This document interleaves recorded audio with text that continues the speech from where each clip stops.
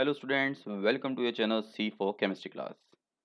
सो आज से जो सीरीज शुरू होगी वो सॉलिड स्टेट चैप्टर की शुरू होगी। This is the chapter for twelfth chemistry and this is very important for the competitive exam. ठीक है, so let's start the chapter then solid state. देखिए 11th स्टैंडर्ड में आपने हमने स्टेट्स ऑफ मैटर एक चैप्टर पढ़ा है ऑलरेडी, जिसमें हम गैस और लिक्विड फेज के बारे में डिटेल में स्टडी करते हैं। मतलब गैस के बिहेवियर को समझते हैं, उससे रिलेटेड थ्योरीज हमने देखी, like Boyle's law, Charles law. And same thing we have seen in the liquid state कि लिक्विड स्टेट में कैसे हम उनके बीच में जो बिहेवियर को समझते हैं, like so many properties, like हम boiling point, surface tension, viscosity ना। Now from this session in this twelfth chapter, twelfth chemistry chapter, हम लोग जो है सॉलिड स्टेट चैप्टर की स्टडी करेंगे। So you can easily see the example से start करते हैं। हमारे पास एग्जाम्पल्स हैं, कुछ सॉलिड स्टेट के एग्जाम्पल हैं, जैसे कि हमारे पास वुड एक सॉलिड स्टेट होता है। ठीक है, गोल्ड एक सॉलिड स्टेट है हमारे पास। तो आप देख सकते हैं कि ये जो मटेरियल्स है, मेटल हो, वुड हो, स्टोन हो, anything anything in our surrounding, हमारे एनवायरनमेंट में जो भी एक ठोस रिजिड बॉडी है, इनकम्प्रेसिबल बॉडी है, ठीक है, उस चीज़ को हम क्या बोलते हैं? सॉलिड बोलते हैं। अभी भी आप so many thing in the chair in which you are sitting, वो भी एक सॉलिड मटेरियल है। ठीक है, वो बात अलग है कि हर सॉलिड की अपनी अपनी एक डेंसिटी होती है, अपनी एक प्रॉपर्टी होती है, कई सारी प्रॉपर्टीज इसके साथ बियर करती है, जो हम जनरली बचपन से समझते हुए आ रहे हैं। मैलिबिलिटी, ठीक है, शीट में चेंज करने में, मतलब हैमरिंग करने के बाद शीट में चेंज हो जाती है। फिर डक्टिलिटी को भी समझते हैं। We also know the electrical conductivity and the behaviour of the solid. तो ये सारी प्रॉपर्टीज जो है सॉलिड स्टेट की, हम ऑलरेडी हमने कई बार अपनी डेली लाइफ में या हमने सब्जेक्ट में पढ़ी हैं। लेकिन अब जो हम स्टेट पढ़ेंगे, इसमें हम डेप्थ में एनालिसिस करेंगे। Like we have a category of solid, और वो क्या कैटेगरी है, लेट्स सी दैट। ठीक है, देखिए हम लोग वैसे तो जनरली हम समझते हैं कि सॉलिड स्टेट की तीन प्रॉपर्टी तो हम जानते ही हैं, मैटर की तीन स्टेट तो हम जानते हैं, solid, liquid and gas. I hope so many of the student are aware with the fourth state, जिसको हम प्लाज्मा स्टेट बोलते हैं। और ये कुछ एग्जांपल्स हैं, लाइक द आइसबर्ग। ठीक है, जहाँ पर सॉलिड मॉलिक्यूल्स जो हैं बिल्कुल ही एक दूसरे से काफ़ी क्लोजली पैक्ड होते हैं, है ना। यानी एटम्स का अरेंजमेंट कुछ ऐसा होता है कि वो बहुत नज़दीक होते हैं एक दूसरे के साथ। You can see here the atoms which are closely packed, है ना, बहुत स्ट्रांगली एक दूसरे से बिल्कुल जुड़े हुए हैं। ठीक है, सो हम कह सकते हैं सबसे strong force of attraction among the intermolecular force, हम भी कहते हैं इंटरमोलिकुलर फोर्स जो एटम के बीच में लग रहा है, वो सॉलिड स्टेट में लग रहा है। उसके बाद अगर आप देखोगे तो लिक्विड स्टेट में भी कहीं ना कहीं ये फोर्स ऑफ अट्रैक्शन तो होता है, लेकिन काफ़ी वीक होता है। देखा ना हमने कैसे पानी को अगर हम हाथ से उठाते हैं तो हम पानी को क्या है, सेपरेट कर सकते हैं। अगर हम मग से पानी को बकेट से अगर अलग करते हैं तो वो सेपरेट हो जाता है। इसका मतलब फोर्स ऑफ अट्रैक्शन काफ़ी वीक है। एंड गैस मॉलिक्यूल के बारे में तो हम इजीली जानते हैं, क्योंकि इस मीडियम में तो हम ऑलरेडी एग्जिस्ट करते हैं, रहते हैं। तो इंटरमोलिकुलर फोर्सेस, जो पार्टिकल्स होते हैं, जो एटम्स होते हैं, वो बहुत दूर दूर सेपरेट होते हैं। अगर काफ़ी ज़्यादा हीट एनर्जी या टेम्परेचर इस तरीके से मिल जाए कि जिससे कि एटम्स अपनी स्टेट में आयनाइज्ड हो जाए, जहाँ पर आपके पॉजिटिव चार्ज या फिर नेगेटिव चार्ज या फिर excited molecule, see this is the excited molecule, कुछ फ्री इलेक्ट्रॉन्स निकल जाए, मतलब वो स्टेट जब एटम से एटम के अंदर जो सब एटॉमिक पार्टिकल्स हैं वो भी एग्जिस्ट करने लग जाएं आउटसाइड द एटम, है ना, जब वो इलेक्ट्रॉन्स भी फ्रीली जो है एग्जिस्ट करे, है ना। अब जो है एटम है वो एक कैटायन की तरह बिहेव करने लग गया है, उसका मॉलिक्यूल जो काफ़ी एक्साइट हो गया, एनर्जेटिक हो गया है। तो इस फॉर्म में ये प्लाज्मा स्टेट, आप आई होप आप लोगों ने ये जो डायग्राम है काफ़ी ऑब्जर्व किया होगा, ऑरोरा बोलते हैं इसको। तो ये एक तरीके की जो ल्यूमिनेंसी है, just because of the energy of absorbed bye these atoms. ठीक है, अब ये तो हम मैटर की स्टेट के बारे में अवेयर हैं। Now what we have to study, कि हम सबसे पहले इस चैप्टर में, क्योंकि ज़्यादा हम इस चीज़ों में बातें नहीं करेंगे, ठीक है, हमने कई बार प्रीवियस क्लासेस में सब कुछ पढ़ रखा है, maximum electrical conductivity, thermal conductivity regarding the solid state. ठीक है, आज हम डेप्थ में बात करेंगे, आज हम बात करेंगे कि मैटर की जो सबसे छोटी यूनिट होती है, ठीक है, इन सॉलिड स्टेट, क्योंकि अभी हम सॉलिड स्टेट को ही पूरे चैप्टर में कवर करेंगे, उसी के बिहेवियर को समझेंगे। तो हमें ये समझना है कि सपोज हमारे पास वो गोल्ड जो हमने एग्जाम्पल में लिया था, या फिर हमने वुड लिया था, इनमें जो एटम की सबसे छोटी यूनिट है वो क्या है? एटम। ठीक है, we all know about this कि एटम की सब मैटर की सबसे छोटी यूनिट एटम होती है। अब बात करते हैं कि हमारे पास दो कैटेगरी के सॉलिड होते हैं, एक होता है क्रिस्टलाइन सॉलिड, दूसरा होता है अमॉर्फस सॉलिड। देखिए एग्जाम्पल अगर आप देखेंगे तो यू कैन इजीली सी कि अगर हम क्रिस्टलाइन सॉलिड का एग्जाम्पल देखें तो यहाँ पर मॉलिक्यूल्स या एटम बहुत वेल अरेंज्ड हैं और रेगुलरली रिपीट कर रहे हैं अपने अरेंजमेंट को। मेरे हिसाब से अगर आप इस डायग्राम को देखेंगे तो और ज़्यादा बेटर समझ में आएगा। यहाँ पर देखिए एक सीरीज़ है एटम की और ये दूसरी सीरीज़ है एटम की, लेकिन फिर तीसरी सीरीज़ जो है फर्स्ट और ये 1, 2 एंड 3।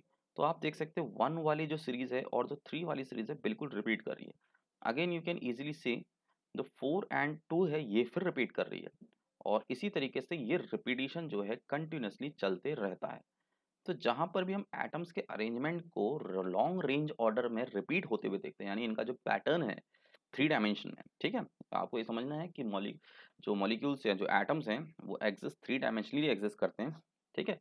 तो ये तो हम एक ढांचा बना रहे हैं कि जिसमें हम देख रहे हैं कि सारे एटम्स जो है रेगुलरली अरेंज्ड है ना? देख सकते हैं 1, 3, 1 layer, again then the third layer, then the fifth layer, then seventh layer, ये सारे एक रेगुलरली रिपीट कर रहे हैं। इसके बाद 8th 9th ऐसे करके इनफाइनाइटली ये सीरीज चलती रहेगी।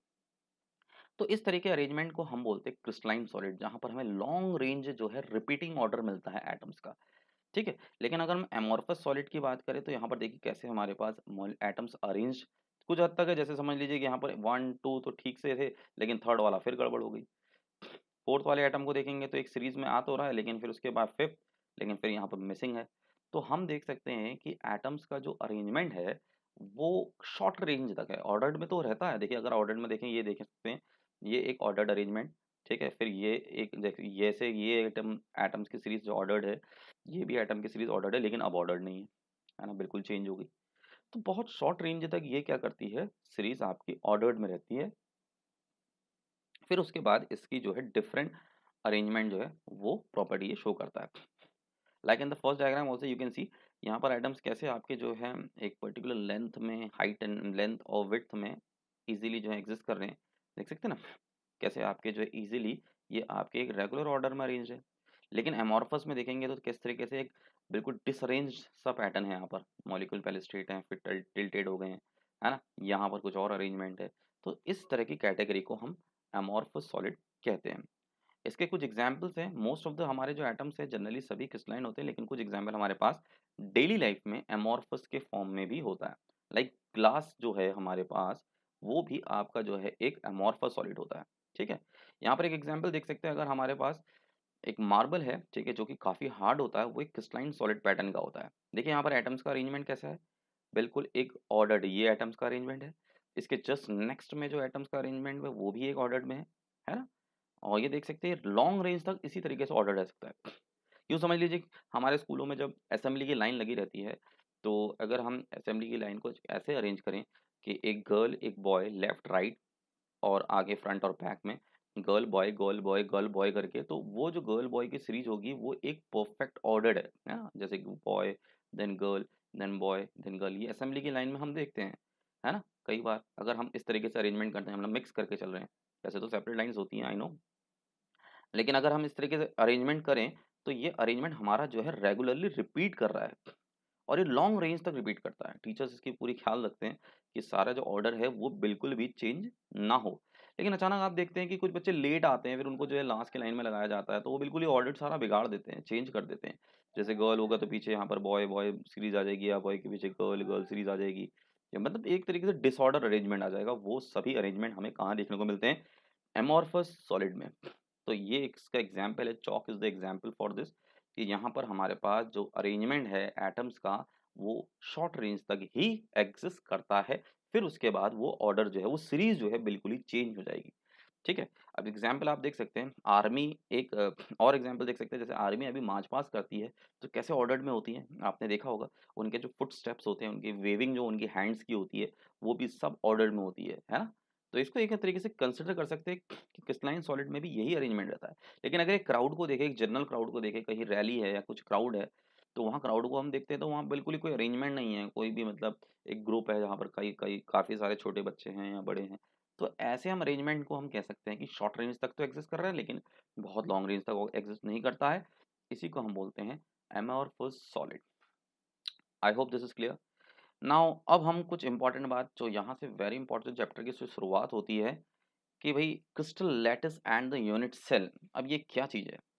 देखिए अगर आपने प्रीवियस एग्जाम्पल देखा, हमारा मार्बल हो या फिर हमारा चौक हो या फिर वुड हो, या फिर स्टोन हो या फिर हमारे कोई भी सॉलिड मटेरियल, मेटेलिक ऑब्जेक्ट भी आते हैं।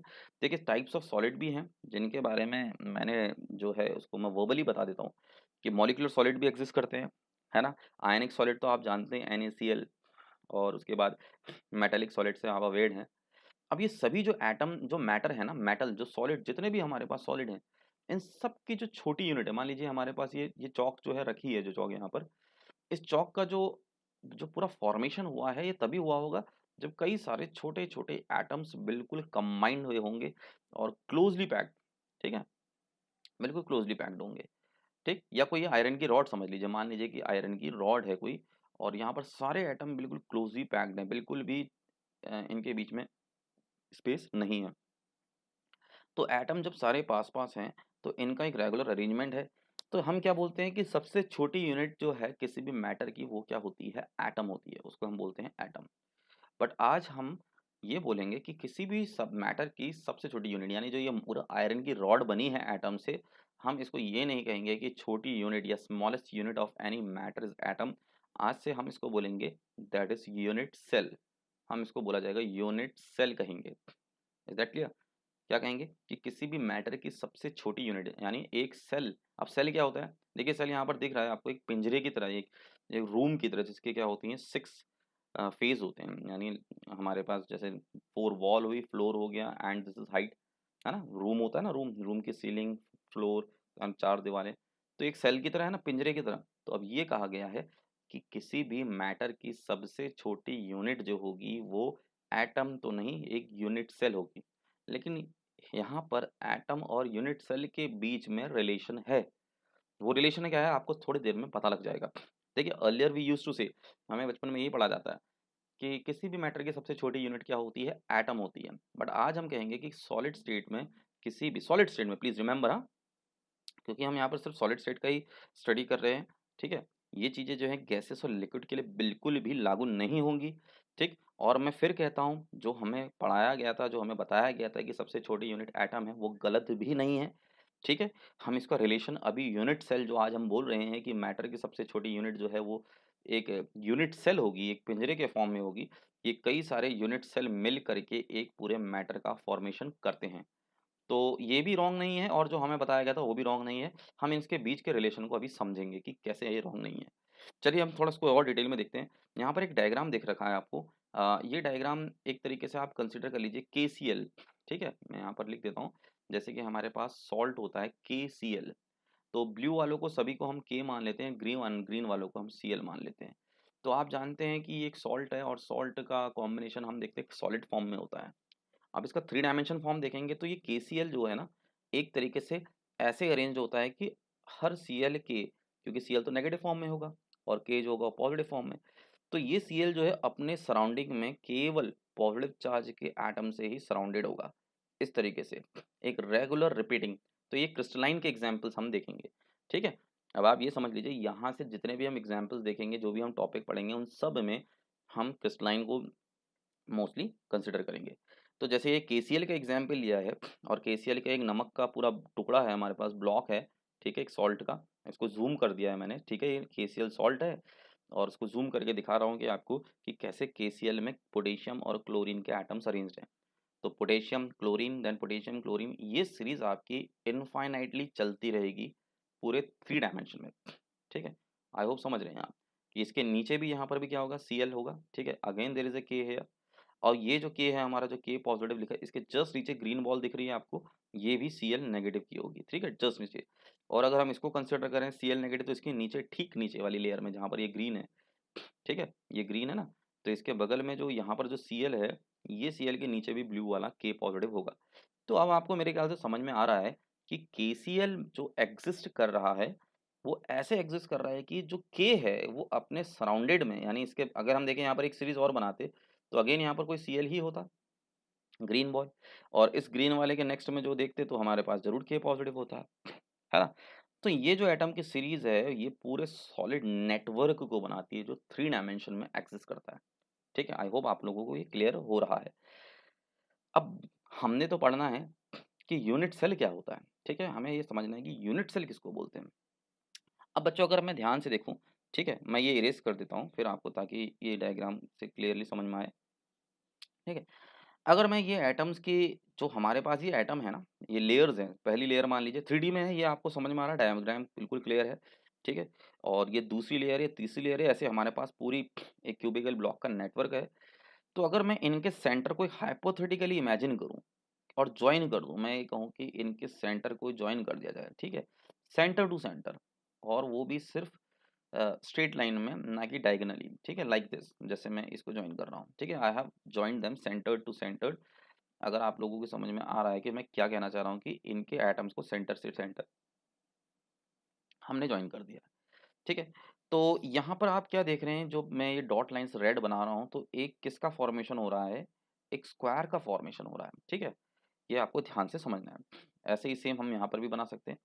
तो आप देख सकते हैं, अगर मैं एक ये चूज कर लूँ, ये वाली लाइन जिसको मैं ड्रॉ कर रहा हूँ, यहाँ पर एक स्क्वायर का फॉर्मेशन हो रहा है। ठीक है, again I am telling you, हम क्या देख रहे हैं, हम यूनिट सेल के बारे में जानना चाह रहे हैं। हम जानना चाहते हैं कि यूनिट सेल होता क्या है। तो हम ये देख रहे हैं कि एटम्स के अगर हम सेंटर को ज्वाइन कर दे, एक हाइपोथेटिकल इमेज बनाएं कि इनके एटम सेंटर से ऐसे लिंक्ड हैं। ठीक है, एक इमेजिन करना है, जस्ट इमेजिन। ठीक है, ऐसा है नहीं, वो तो पूरा नेटवर्क के कारण जो एक दूसरे के साथ क्लोजली पैक्ड है। तो अगर हम देखें, तो हमें क्या समझ में आएगा। ठीक है, इनके सेंटर से, सेंटर का मतलब at the middle of the sphere, ये ऊपर एज में दिखा रखा है, लेकिन हम बात करेंगे सेंटर टू सेंटर। तो हम ये भी तो कह सकते हैं कि ये जो एटम है, अगर मैं इसको सिर्फ 2D में बनाना चाहूँ, लाइक दिस, लाइक दिस, अगर मैं 2D में बना के दिखाऊं आपको, और मैं आपसे कहूं कि इनके सेंटर टू सेंटर को ज्वाइन कर दीजिए, तो आपसे मैं एक सवाल पूछता हूं कि ये जो एटम है हमारे पास, ठीक है, कोई भी एक चूज कर लीजिए, सपोज मैंने ये वाला सेलेक्ट कर लिया, इस स्क्वायर को बनाने में, इस पूरे स्क्वायर को बनाने में इस एटम का कितना पोर्शन जो है यूज हो रहा है। तो आप कहेंगे सर डेफिनेटली 1/4 यूज हो रहा है, क्योंकि अगर हम यहाँ से एटम की एक सीरीज और बनाए तो आधा और यूज हो जाएगा, नीचे भी बनाए तो वो 1/4 वहाँ यूज करेगा, यहाँ भी बनाए तो 1/4 यूज हो रहा है। I hope you are getting my point. नहीं, आपके समझ में आ गया कि मैं क्या कहना चाह रहा हूँ, कि जैसे ही ग्रीन वाली बॉल है, तो अगर मैं यहाँ से एक सीरीज बनाऊं और आगे को एक और कोई एटम की सीरीज हो, यहाँ पर ब्लू हो और यहाँ पर ग्रीन हो, और उनके सेंटर को ज्वाइन करूं, और ठीक यहाँ पर भी ऐसे ही मैं आपसे कहूँ, तो मैं ये कहूँगा कि ये अगर हम सेंटर टू सेंटर, मतलब उसके बीच में बिल्कुल पॉइंट में है, ठीक है, तो मैं ये कहूँगा कि भाई ये ग्रीन बॉल जो है, इस स्क्वायर को बनाने में, इस पूरे इमेजिन करने वाला जो हमने हाइपोथेटिकल स्क्वायर बनाया है, इसमें इस ग्रीन वाली बॉल का कितना कंट्रीब्यूशन है। तो आप कहेंगे सर 4 स्क्वायर तो बनाते हुए दिखाई दे रहा है, 1 2 3 4, है ना, अगर हम centre to centre joining like this, जो अभी हमने नीचे डायग्राम ड्रॉ करा है, तो मैं ये कहूँगा कि 1/4 का हिस्सा तो इसमें यूज हो रहा है। ठीक है, अब बच्चों हम यहाँ से ये समझते हैं, ठीक है, ये क्लियर हो गया होगा आई होप आपको, कि 1/4 पार्ट, यानी ये जो एटम है हमारे पास, जो भी हम सेलेक्ट करें, चाहे आप ये सेलेक्ट कीजिए, ये सेलेक्ट कीजिए, तो इस एटम का जो हिस्सा है इस स्क्वायर की तरफ, वो है 1/4। क्योंकि एटम की तो सीरीज नेटवर्क 3 डायमेंशन में चलती रहती है, ऊपर भी होगी, दाएं भी होगी, ऊपर भी नीचे। तो हम यहाँ कहेंगे इसके नेक्स्ट में, यहाँ पर भी 1/4, यहाँ भी 1/4, यहाँ भी 1/4, है ना, सिर्फ स्क्वायर के लिए 2D की बात कर रहा हूँ। चलिए अब इसको 3D में समझते हैं। मेरे कहने का मतलब है कि अगर मैं यहाँ पर से आपसे ये कहूँ कि ये जो आपका सेंटर टू सेंटर ज्वाइन किया है हमने, और मैंने कहा ये स्क्वायर बनाने में तो कितना यूज़ हो रहा है, 1/4, ऐसे ही नीचे भी एक स्क्वायर बन रहा होगा शायद। ठीक है, हम इमेजिन करें तो एक स्क्वायर तो हम नीचे भी बना सकते हैं। ठीक है, तो हम ये कह सकते हैं कि यहाँ पर ये ग्रीन वाली बॉल ये भी 1/4 यूज़ कर रही है। अब अगर मैं इसके एजेस को ड्रॉप कर दूँ नीचे परपेंडिकुलरली, ठीक है, तो परपेंडिकुलरली ड्रॉप कर दिया जाए इस अरेंजमेंट को, I hope you are getting my point. जैसे ये एक बना है, ये एक सीरीज है, ठीक है, और इसके ठीक पीछे को जा रही है, और ये क्यूब बनाएगा, पीछे को भी जा रहा है। ठीक है, यहाँ से यहाँ ग्रीन वाला दिख रहा है आपको, तो हमें क्या दिखाई दे रहा है, ये क्यूब का फॉर्मेशन हो रहा है, एक पूरे क्यूब का फॉर्मेशन हो रहा है। देख सकते हैं आप, यहाँ पर ये एटम्स है हमारे पास, ये लाइक दिस। ठीक है, मैं अगेन फिर से बता दे रहा हूँ कि अगर आपको इस एटम्स को 3 डायमेंशनली ऐड करेंगे, अभी तो मैंने 2 डायमेंशन में बोला था, यहाँ से स्क्वायर टू स्क्वायर ही 2 डायमेंशन, सिर्फ एक ही लेयर में, मतलब पहली वाली लेयर में, ऐसे ही हमारे पास दूसरी लेयर है, तीसरी लेयर है। ठीक है, इसके ऊपर भी लेयर होगी, उसके पीछे भी लेयर होगी। तो अगर मैं इनको परपेंडिकुलरली एक लेयर से दूसरी लेयर में ज्वाइन करूं, तो क्या ये एक क्यूब का फॉर्मेशन नहीं करेंगे? बिल्कुल करेंगे। ठीक है, ये देखिए। ठीक है, तो आपको समझना है यहाँ पर एटम्स ऐसे अरेंज हो रहे हैं, जिससे अगर हम हाइपोथेटिकली इमेजिन करें, तो ये जो पूरा नेटवर्क है, इससे एक क्यूब फॉर्मेशन का इल्यूजन आता है, यानी हमें लगता है कि यार क्यूब बन रहा है यहाँ पर, है ना? अगर आप इसी को लाइन टू लाइन जॉइनिंग करेंगे, ठीक है? अच्छा, यहाँ पर समझिए ये गैप जरूर दिया है, बट एटम्स बिल्कुल ही एक दूसरे के साथ डायरेक्टली टच में है, ठीक है? यहाँ पर बिल्कुल ही वो एक दूसरे के साथ टच में है, लेकिन ये तो सिर्फ आपको एक्सप्लेन करने के लिए डायग्राम बनाया गया है। तो जिसमें गैप आया है, तो प्लीज़ कंफ्यूज ना होइए कि यार यहाँ पर गैप क्यों बना दिया, बल्कि यहाँ तो एटम बिल्कुल ही आपस में बिल्कुल चिपके हुए हैं। तो आपको समझना है, it is just for the explanation या। तो बात ये है कि हमने ये सब पढ़ा क्यों? क्यों हमें हमें ये सब समझ के क्या मिला कि क्यूब का फॉर्मेशन क्या हुआ? देखिए, अब अगर आप देखेंगे कि यहाँ जब मैं स्क्वायर बना रहा था और मैंने आपसे पूछा कि भाई ये जो एटम है, इस एटम का पोर्शन जो हिस्सा है इस स्क्वायर को बनाने में कितना यूज़ हो रहा है? तो हमारा सवाल था कि हमारा आंसर था 1/4 का, ठीक है ना? 1/4 इसलिए क्योंकि अभी इसके बगल में भी ऐसे एक दूसरा भी बन जाएगा स्क्वायर, है ना? नीचे भी एक स्क्वायर बन जाएगा, मतलब मेरी तरफ, है ना? जैसे फॉर एग्ज़ाम्पल ये हमारे पास डायग्राम है, ब्लू वाले को सेलेक्ट कर लेते हैं, तो ब्लू वाला एक स्क्वायर बनाएगा, एक ऐसे भी तो स्क्वायर बना सकता है ना? अपने ही सीरीज़ में, एक स्क्वायर ऐसे भी तो बना सकता है। तो देखिए, ये जो ब्लू वाला है, ये ब्लू वाले का जो कंट्रीब्यूशन है, वो हर एक स्क्वायर में कितना आया? 1/4 का। आई hope this is getting you clear, ठीक है? अब जब ये स्क्वायर में था, अब मैं इसी एटम की बात करूँ, इसी एटम की बात करें और हम ये कहें, क्योंकि ये जब स्क्वायर बना रहा है, तो नीचे भी तो अपना एक क्यूब बना रहा होगा नीचे वाले एटम के साथ, है ना? आप इसको ऐसे समझिए कि जैसे ये एटम आपका स्क्वायर बना रहा है, ठीक है? अब ये स्क्वायर बना रहा है तो नीचे को क्या बनाएगा? क्यूब बनाएगा, है ना? तो अगर हम ध्यान से देखें, तो हमारा हिस्सा जो है क्यूब बनाने में कुछ ऐसा होगा, ठीक है ना? एक जो क्यूब बनेगा 3D में, है ना? ये देख सकते हैं आप। अब इसी के बाद अगर मैं इस एटम को पूरा करूँ, तो ये एटम यहाँ भी बनेगा और यहाँ से ऐसे करके एक स्फीयर बना देगा पूरा, है ना? जो कि कोई अपने नेक्स्ट में जो है यहाँ पर नेक्स्ट में, नेक्स्ट मतलब अपने जस्ट पड़ोसी के साथ दूसरा क्यूब बना रहा होगा। शायद यही एटम जो है ऊपर को भी एक क्यूब बना रहा होगा, एक क्यूब यहाँ भी बन रहा होगा, एक क्यूब आगे भी। तो आप अगर ऐसे इसको ध्यान से देखेंगे, ठीक है, तो आपको ये समझ में आएगा कि हर एक एटम जो कॉर्नर में एक क्यूब बना रहा है, सिर्फ वन क्यूब या वन सेल, इसको सेल बोलते हैं, ठीक है? यहाँ पर जो क्यूब बोल रहा हूँ मैं बार बार, यही आपका सेल है। तो सिर्फ जो एक सेल बन रहा है, देख सकते हैं आप, एक सेल बन रहा है, इसमें जो केवल वन एटम है, कोई भी एक एटम, कोई भी एक एटम, चाहे आप ये सिलेक्ट करिए 3 डायमेंशन में किसी भी एक एटम को सेलेक्ट कीजिए, उसका जो कंट्रीब्यूशन है पूरे क्यूब में, वो कितना है? 1/8 का है, 1/8 का है। स्क्वायर में जैसे एक ही प्लेन में बन रहा था, देख सकते हैं आप, है ना? ये एक स्क्वायर बन रहा है, इस स्क्वायर में ये जो हिस्सा है कितना है? 1/4 का। लेकिन अब ये स्क्वायर में नीचे भी तो आ गया, नीचे भी तो, यहाँ पर भी तो एक स्क्वायर बन रहा है, ठीक है? तो 1/4 यहाँ पर भी आ गया, ठीक है? एक स्क्वायर आगे उधर भी बनेगा, मतलब कि अगर हम इसको ओवरऑल जाने तो हमें ये पता चलेगा कि इसमें इतने सारे क्यूब बन रहे हैं नेटवर्क में, देख सकते हैं आप, ठीक है? एक क्यूब का फॉर्मेशन ये हो रहा है, ठीक है? और एक क्यूब का फॉर्मेशन ऐसे पीछे यहाँ से भी होगा, इसकी भी परपेंडिकुलर ड्रॉप करी जाएगी, ठीक है? एक क्यूब ऐसे बन रहा होगा, ठीक है? एक क्यूब ऐसे बन रहा होगा, और क्योंकि ये जो पूरा नेटवर्क है, हमने इतना सही लिया है, इसके आगे भी सीरीज़ होगी। तो आप समझिए, जो अगर मैं एक भी किसी को भी कंसिडर करता हूँ, तो उसका हिस्सा, उसका जो कंट्रीब्यूशन है, वो कितना आएगा? वो आएगा 1/8 का। वो कंट्रीब्यूशन कैसा दिखाई देगा? अगर हमें दिमाग में इमेजिन करें, तो वो लगभग ये शेप का होगा, और जिसका पूरा जो कंट्रीब्यूशन है वो सिर्फ कितना है? 1/8 का है। ठीक हो गया?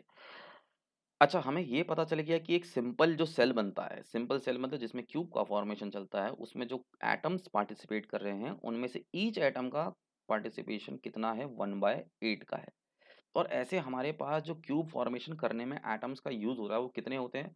1, 2, 3, 4 और नीचे 5, 6, 7 और 8, है ना? तो पूरा एक क्यूब बनाने में हमारे पास 8 एटम जो हैं वो पार्टिसिपेट कर रहे हैं। हर एक एटम का, every atom is giving a contribution of 1/8 to particular this cube, है ना? इस पर्टिकुलर क्यूब को बनाने में यहाँ पर एटम का कंट्रीब्यूशन कितना है? 1/8 का है। तो टोटल कितना हो जाएगा? 8 इंटू 1/8, ये कितना आ गया? 1। तो अब हमें ये समझ में आया कि जो स्मॉलेस्ट यूनिट किसी भी मैटर की एक क्यूब को मानी जा रही है, एक यूनिट सेल मानी जा रही है, तो वो असल में जो हमसे कहा जाता था कि एक एटम ही होता है किसी भी मैटर का सबसे छोटा यूनिट सेल। सबसे यूनिट सेल जो सबसे एटम की जो सबसे छोटी मैटर की सबसे छोटी यूनिट जो होती है वो एटम होती है, और अब जो कहा जा रहा है वो यूनिट सेल दोनों एक ही है। I hope this is getting you clear कि क्या होता है डिफरेंस यहाँ पर एटम और यूनिट सेल का, दोनों हमारे पास ओवरऑल एक ही आया। सो देयरफॉर जो हमसे ये बोला कि एटम की सबसे छोटी यूनिट सेल, वो भी सही है।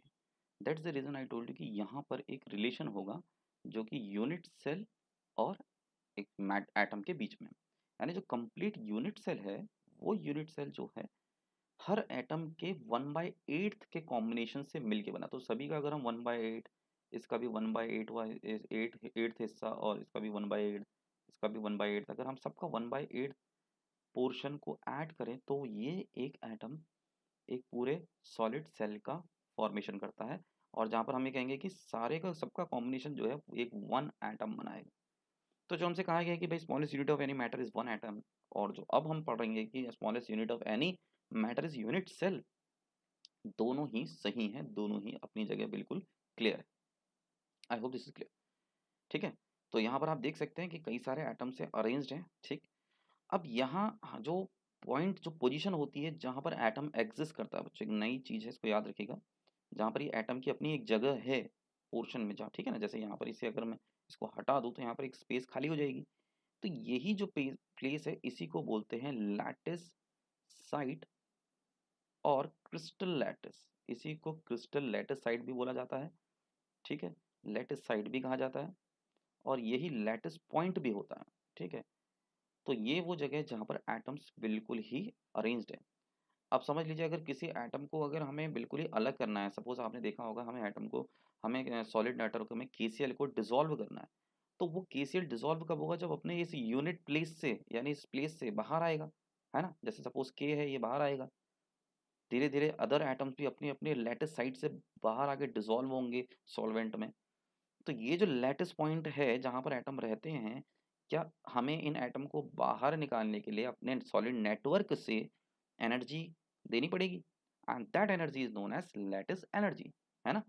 सो आपने डेफिनेशन पढ़ी होगी, energy required to break any ionic solid into gaseous anion और गैसियस कैटायन। तो गैसियस एनायन मतलब सिंगल एटम के फॉर्म में होगा, ठीक है ना।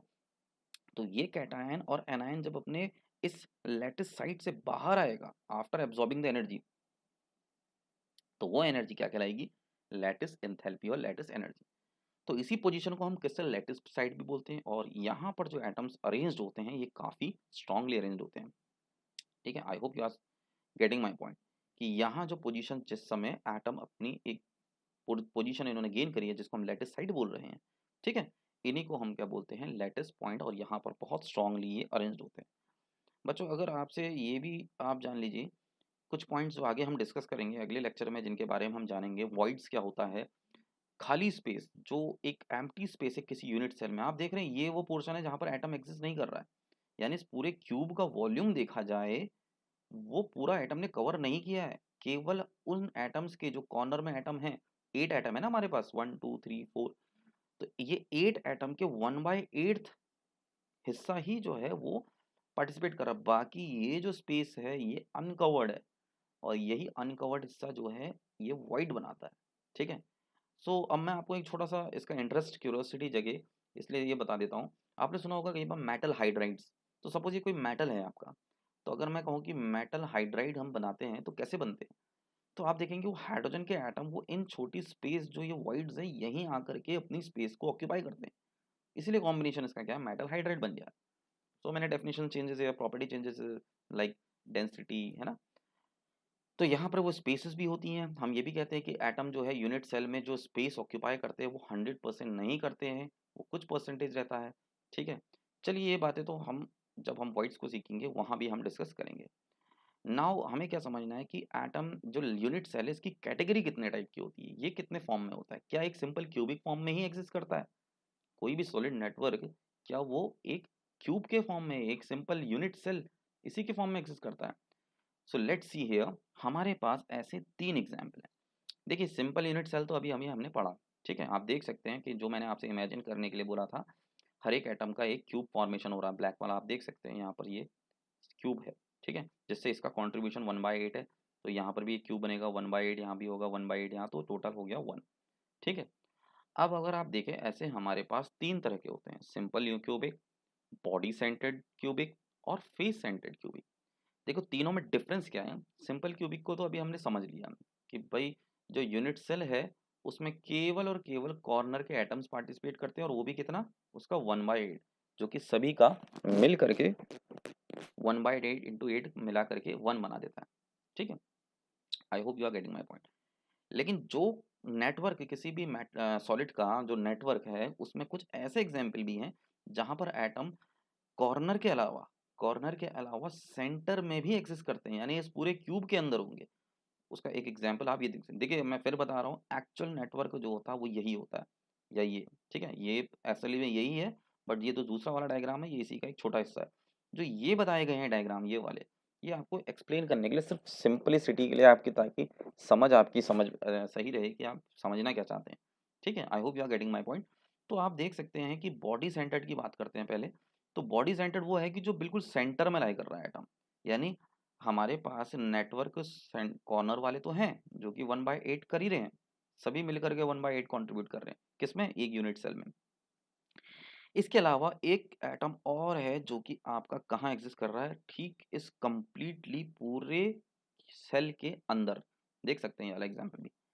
तो ऐसे में हम इसको बोलते हैं बॉडी सेंटर्ड। अगर आप इसका पूरा कंप्लीट नेटवर्क देखना चाहते हैं तो देखिए कैसे यहाँ पर ये एटम्स एक्चुअल एटम्स है, और ये एटम ब्लू वाले इनके बीच में, मिडिल में, एट द सेंटर ऑफ एक यूनिट सेल में एक्सेस कर रहे हैं। तो ऐसो को हम बोलते हैं बॉडी सेंटर्ड, ठीक है। I hope you are getting all the things clearly, ठीक है। डायग्रामेटिक रिप्रेजेंटेशन से आप समझ रहे होंगे। अब अगर हम देखें, इसी के बाद हमारे पास फेस सेंटर्ड भी होता है। फेस सेंटर्ड, ठीक है, मतलब कि इन कॉर्नर के अलावा, कॉर्नर के तो रहेंगे, इसके अलावा एटम जो है आपके वो फेसेस में भी रहेंगे। फेसेस मतलब जैसे ये वॉल है ना, हमारे पास 6 फेस होते हैं ना, ठीक है ना, 1 2 3 4 5 ऐसे। तो ये एटम कॉर्नर के अलावा बीच में भी एग्जिस्ट करेंगे। देखिए एक चीज और समझते हैं, अगर बीचों बीच में एग्जिस्ट करेंगे तो इसका मतलब इस सेल में जो फेस सेंड, यानी जो बीच में जो मेरे कहने का मतलब ब्लू वाले जो हैं, जो केवल कॉर्नर वाले को नहीं, कॉर्नर वालों को तो हमें क्लियर है 1/8 इंटू 8 वो तो 1 बना रहे। उसके अलावा कुछ एटम ऐसे भी तो हैं जो वॉल में, वॉल मतलब 6 फेस होते हैं ना हमारे पास, किसी भी क्यूब के 6 साइड होती हैं। तो यहाँ पर तो आपको ये समझना है, ये जो एटम फेस में लगे हैं, ठीक है, अगर मैं इस ब्लू वाले को कंप्लीट करूँ तो एक सर्कल तो पूरा ऐसे बनेगा। इसका मतलब इसका आधा हिस्सा तो इस क्यूब में है। चलिए मैं इसको फिर से क्लियरली बना के समझा देता हूँ, ठीक है। सपोज हम ये वाला सेलेक्ट करते हैं, ये आपको एक बाउल की तरह दिख रहा है, ठीक है। इसका ये अंदर रीजन है। अगर ये एक कंप्लीट स्फेयर होता तो शायद ये यहाँ पर से कोई दूसरा क्यूब बना रहा है, ठीक है। जैसा कि आप ये नेटवर्क देख सकते हैं, है ना, ये नेटवर्क चलते रहते हैं, ये नेटवर्क क्यूब के चलते रहते हैं, 3 डायमेंशन में, पीछे भी आगे भी क्यूब के। तो ये जो बॉल हमने यहाँ पर कंसीडर करिए, इसका आधा फेस कोई दूसरा क्यूब बना रहा होगा।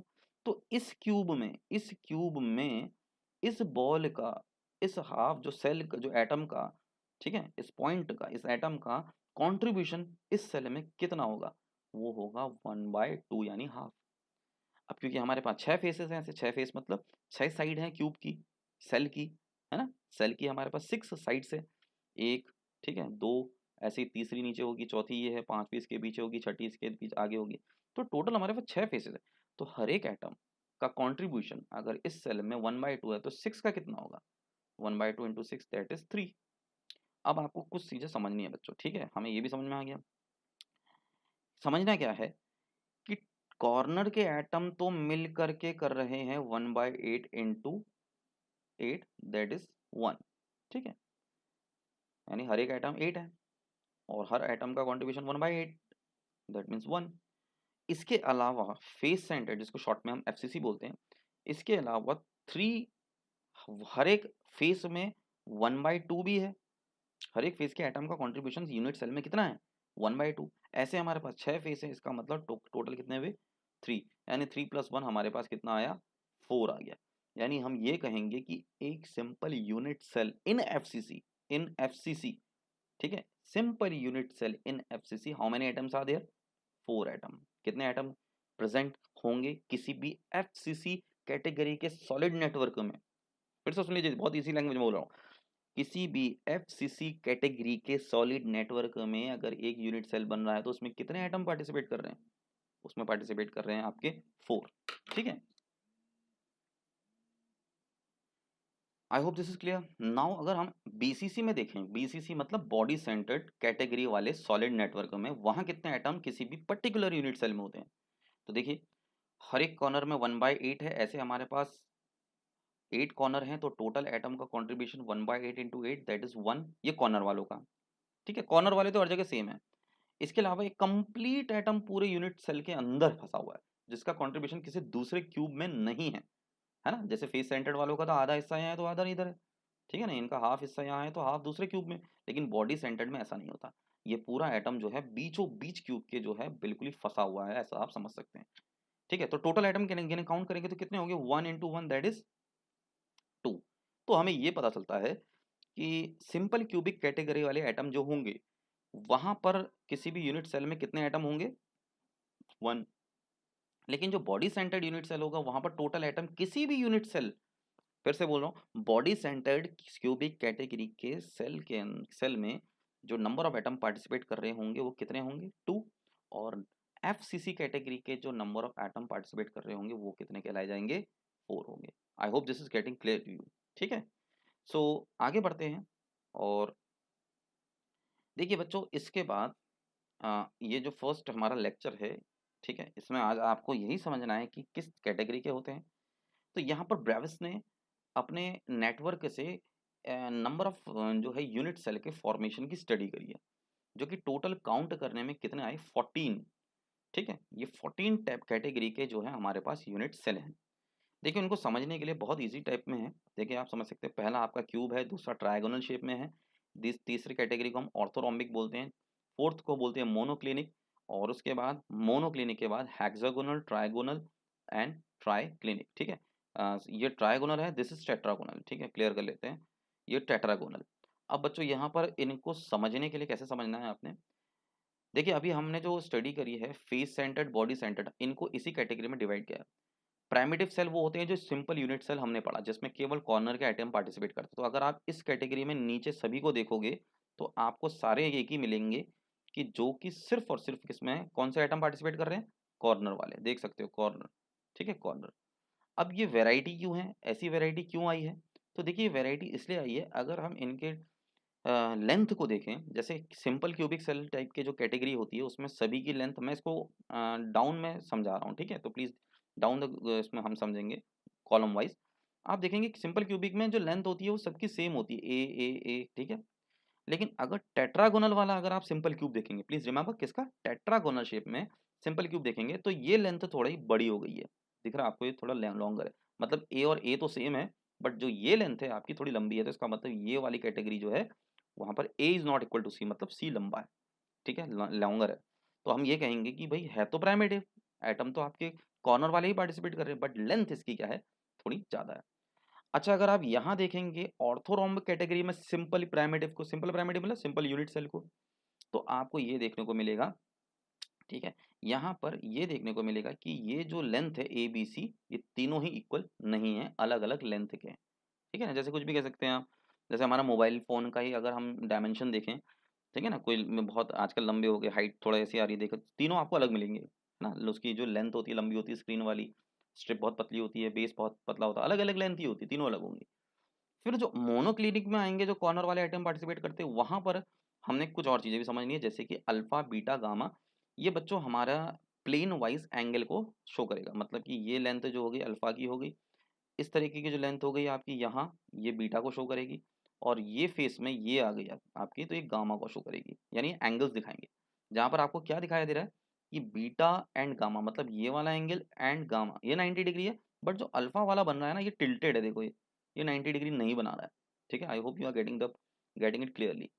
हेक्सागोनल में देखा जाए तो यहाँ पर नेटवर्क बहुत कॉम्प्लिकेटेड है, लेकिन आप समझ सकते हैं। पहले तो आप समझ लीजिए 6 लाइंस आप लीनियर में 2D ये समझ लीजिए, जिनके डायगोनली भी अरेंज किए हुए हैं। ठीक है, अच्छा, ये यहाँ पर जो हेक्सागोनल पैटर्न बना हुआ है, ये बिल्कुल ही सीधा नहीं बना हुआ है, मतलब ये जो हमारा बीच वाला पॉइंट दिख रहा है आपको, ठीक है ना, तो यहाँ पर हेक्सागन बन गया। तो ये पैटर्न आपका देख रहे हैं, ये हेक्सागन शेप में हो गया। इसी के बाद साइड सेंटर्ड आ जाते हैं। साइड सेंटर्ड मतलब जिसमें जो है साइड में वाला हमारा जो एजेस होती हैं वो, ठीक। ये कैटेगरी आपकी बॉडी सेंटर्ड की होगी जिसमें एटम बीच में भी लाई करेगा, और ये कैटेगरी आपकी फेस सेंटर्ड होगी। बॉडी सेंटर्ड में आपका टेट्रागोनल भी लाई करता है, लेकिन साइड और फेस सेंटर्ड लाई नहीं करता है। ऑर्थोरोम्बिक में आपका साइड में भी लाई करेगा, ठीक है। साइड सेंटर्ड भी लाई लाई करेगा। साइड सेंटर मतलब हो गया ये एजेस वाले, ठीक। तो साइड सेंटर्ड भी होगा जिसमें A B C not equal है, और यहाँ पर हमारे पास बॉडी सेंटर्ड कैटेगरी भी है जिसमें एटम बीच में भी है, ठीक है, और फेस सेंटर्ड भी।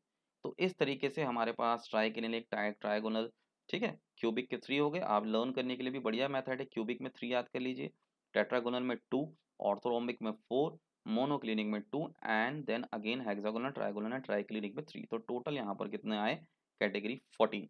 तो बच्चों ये जो हमारे पास नेटवर्क है ना 14 जो हमें बनाया, ये वो नेटवर्क हैं जिनसे कई सारे हमारे मैटर जो हैं सॉलिड स्टेट के ऐसे एग्जिस्ट करते हैं, ठीक है। कोई कोई सॉलिड मैटर हमारा सिंपल प्राइमेटिव फॉर्म में होगा, कोई सॉलिड मैटर ऐसा होगा जो बॉडी सेंटर टाइप का होगा, उसमें एटम बीच में होते होंगे। कोई एग्जांपल्स हमारे ऐसे होंगे टेट्रागोनल शेप के होंगे, कोई हमारे ऑर्थोरोम्बिक होंगे, कोई हमारे मोनोक्लिनिक ट्राइक्लिनिक। यानी ये वो कैटेगरी है जिनमें सॉलिड स्टेट एग्जिस्ट करते हैं एटम के अरेंजमेंट को लेकर के। So this was all about today बच्चों, हमने ब्रेविस लैटिस तक इसकी स्टडी करी है, ठीक है। आई होप डायग्रामेटिक रिप्रेजेंटेशन, क्योंकि यहाँ पर काफ़ी कॉम्प्लिकेटेड होता है इसको इस तरीके से स्क्रीन में समझाना जनरली वॉइस से, तो डायग्रामेटिक रिप्रेजेंटेशन काफ़ी अच्छे से अगर आपको समझ में आ गया, आई होप, ठीक है। तो नहीं समझ में आया होगा तो फिर भी इसको ट्राई कीजिएगा दोबारा देखने की, ठीक है, वीडियो को, लेक्चर को। और one of the important thing, जो अगला लेक्चर आएगा वो भी इसी कैटेगरी का होगा, ठीक है। इसी तरीके से एक्सप्लेन किया जाएगा जहाँ पर हम वॉइड्स को समझेंगे, ठीक है। सीसीपी क्लोज पैकिंग क्या होती है, हेक्सागोनल क्लोज पैकिंग क्या होती है, पैकिंग एफिशिएंसी क्या होती है, ये सब हम डिस्कस करेंगे। So till then keep doing the studies, and thank you very much. And one more thing, please subscribe and share it with your friends also, ठीक है। कई सारे ऐसे जरूरतमंद स्टूडेंट हैं जिनको लेक्चर्स नहीं मिल पाते, तो प्लीज़ अगर आपको अच्छा लगे शेयर कीजिए। Thank you so much, bye.